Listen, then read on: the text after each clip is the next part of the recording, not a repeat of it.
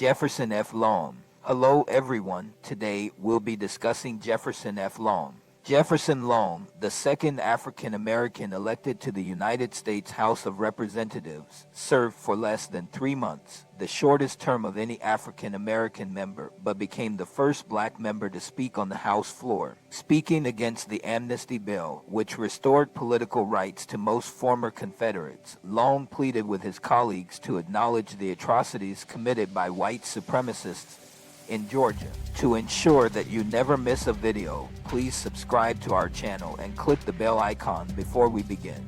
Birth: Jefferson Long was born to a slave mother on March 3, 1836, in Knoxville, a small town in west central Georgia. Long's father was believed to have been the son of a local white man. Education: little is known about his early years, but by the end of the Civil War, he had been educated and worked as a tailor in the town of Macon. He was prosperous in business and involved in local politics. Early work experience: unlike neighboring South Carolina, Georgia did not have a majority black population or a large antebellum free black community. As a result, Georgia freedmen frequently looked to white politicians for leadership after the war.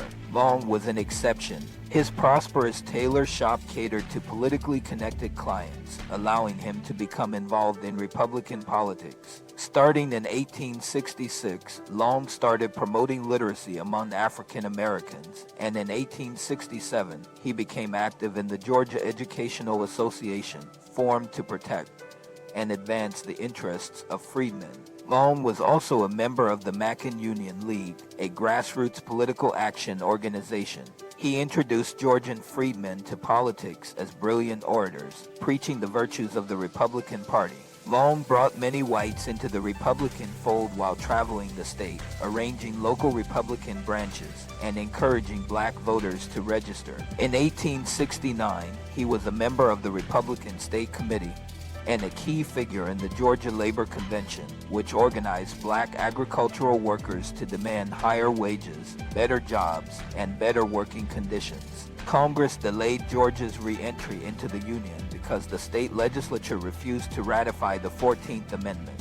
In September 1868, white Republicans and conservatives expelled 29 legally elected black members of the Georgia legislature. Long's term was so brief that he was not assigned to any committees, but he was determined to fight for freed slaves' civil rights. When he objected to a bill exempting former Confederate politicians from swearing allegiance to the Constitution on February 1, 1871, he became the first African American representative to speak before the House. Major contributions: Long argued against allowing unrepentant Confederates to return to Congress, noting that many belonged to secret societies like the Ku Klux Klan, which intimidated black citizens and feigned loyalty to rebuild political strength.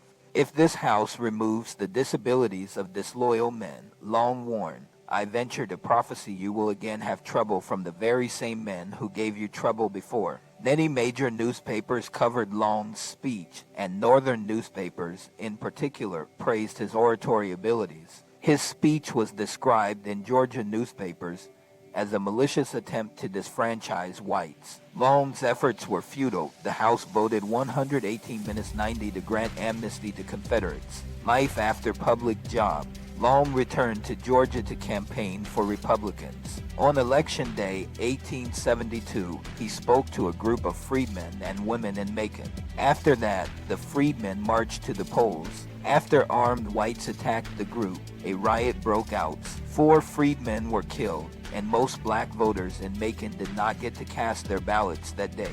After this, Long became increasingly disillusioned with party politics, and by the mid-1880s, focused primarily on his business in Macon.